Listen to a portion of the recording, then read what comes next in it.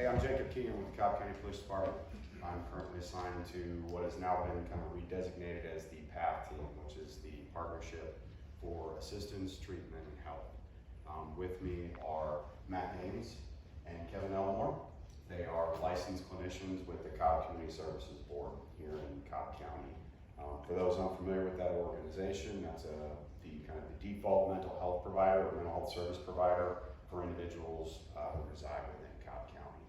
So what we're going to do today is we're going to talk to you a little bit, give you a very brief overview, and I'm going to provide everybody an opportunity to ask any questions they have about what we're doing in Cobb County and how we're handling mental health calls, right? Because I'm sure almost everybody in here has dealt either in their personal life or their professional life with someone that's had a mental health condition, right?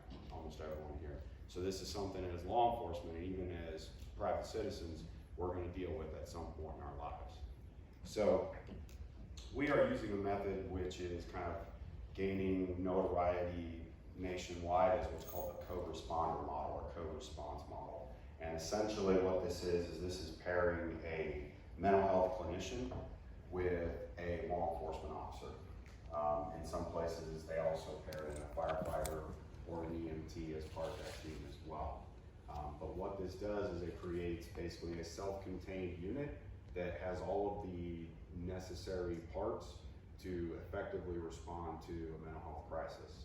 We've seen an increase in demand for mental health related calls within law enforcement. Suicides in particular. There's hardly a day in Cobb County where there's not at least one or two calls regarding either a suicide attempt or a suicide threat. So this is an area of response that's going to continue to increase for us as law enforcement officers. And we really have one of two options. We can keep doing things the same way we've always been doing, or we can try to get better at a very complex problem that, despite our best wishes as law enforcement, is not going to be removed from our list of duties. I don't ever foresee a day where you're going to be able to remove law enforcement from the response aspect of mental health crisis. So we've got obviously the Cobb County Police Department, the Cobb Community Services Board, and also tied into this is the Cobb County Fire and Emergency Services. Now they tie into this in the sense that they focus on more of the underutilization piece. I wasn't aware of this until I started doing this, but there are houses all over Cobb County that call repeatedly for things that shouldn't be 911 calls. Give me water, help me up off the floor, things that should be handled by other resources.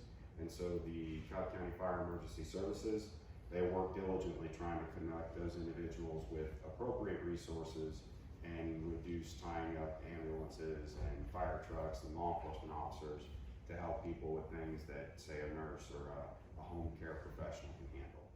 So crisis response for law enforcement, what are the problem areas?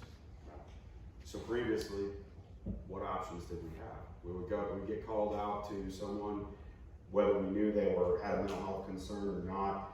Typically our responses fall into one of two options. Either we would find grounds to arrest them for something and solve the problem for a few hours, or we might be able to talk them into getting on an ambulance and going to the emergency room, right? But neither one of those was effective. And I saw this firsthand working as a patrol officer in Precinct 3. We were dealing with the same individuals over and over and over again. Even the ones that we would go out and say, you want to go to the emergency room? Sure. They were back in a day, 2 days, with the same problems and the same concerns, because none of the methods we were using were effective. They weren't solving the problem. We were just going out and fixing the immediate complaint, keeping everybody quiet, and then having to go back and do it again.